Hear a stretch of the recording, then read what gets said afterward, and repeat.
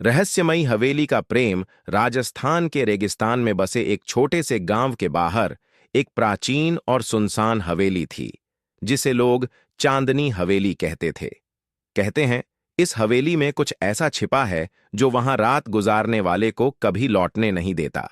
गांव वालों ने हवेली के आसपास जाना छोड़ दिया था, लेकिन अन्वेषण के शौकीन शहर के लड़के आर्यन और उसकी दोस्त सिया इस हवेली के रहस्य को सुलझाने का फैसला करते हैं। सिया को हमेशा रोमांच पसंद था और आर्यन उसे बचपन से प्यार करता था, लेकिन कभी कह नहीं पाया। एक रात वे दोनों चुपचाप हवेली में दाखिल हुए। चांदनी की हल्की रोशनी में हवेली का दृश्य बेहद डरावना था। वहां घने पेड़ और खंडहर से भरी दीवारें थीं। हवेली के अंदर घुसते ही उन्हें एक अजीब ठंडक महसूस हुई। जैसे जैसे वे आगे बढ़े, उन्हें दीवारों पर पुराने चित्र मिले। उन चित्रों में एक खूबसूरत लड़की का चेहरा उभरा हुआ था। चित्र के नीचे लिखा था, अनामिका। आर्यन को ऐसा लगा जैसे चित्र की आंखें उसे देख रही हैं। अचानक हवेली की खिड़की से एक धीमी आवाज आई, क्यों आए हो यहां? आर्यन और सिया डर गए, लेकिन हिम्मत जुटाकर उस आवाज के पास गए।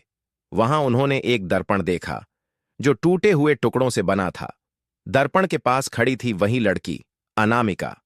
अनामिका ने कहा, मैं इस हवेली की आखिरी राजकुमारी थी। मेरे प्रेमी ने मुझे धोखा दिया और मुझे इस दर्पण में कैद कर दिया।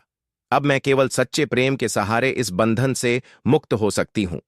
सिया ने कहा, हम कैसे मदद कर सकते हैं? अनामिका ने आर्यन की ओर देखा और कहा, अगर वह सच्चा प्रेम करता है तो वह मुझे आजाद कर सकता है, लेकिन इसके लिए उसे एक बलिदान देना होगा। आर्यन ने बिना झिझक कहा, मैं सिया से सच्चा प्रेम करता हूं, लेकिन अगर तुम्हें मुक्त करने से तुम्हारे दुख का अंत होता है तो मैं तैयार हूं। जैसे ही आर्यन ने यह कहा, हवेली में एक तेज रोशनी फैल गई। अनामिका के चेहरे पर खुशी झलकने लगी और वह रोशनी में गायब हो गई, लेकिन उसके साथ हवेली का हर कोना भी गायब होने लगा। सिया ने घबराते हुए आर्यन का हाथ पकड़ लिया। आर्यन, मुझे छोड़कर मत जाना।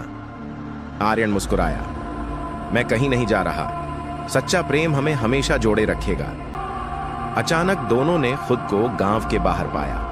हवेली गायब हो चुकी थी, लेकिन अनामिका की आवाज उनके कानों में गूंज रही थी, तुम्हारे प्रेम ने मुझे मुक्त कर दिया।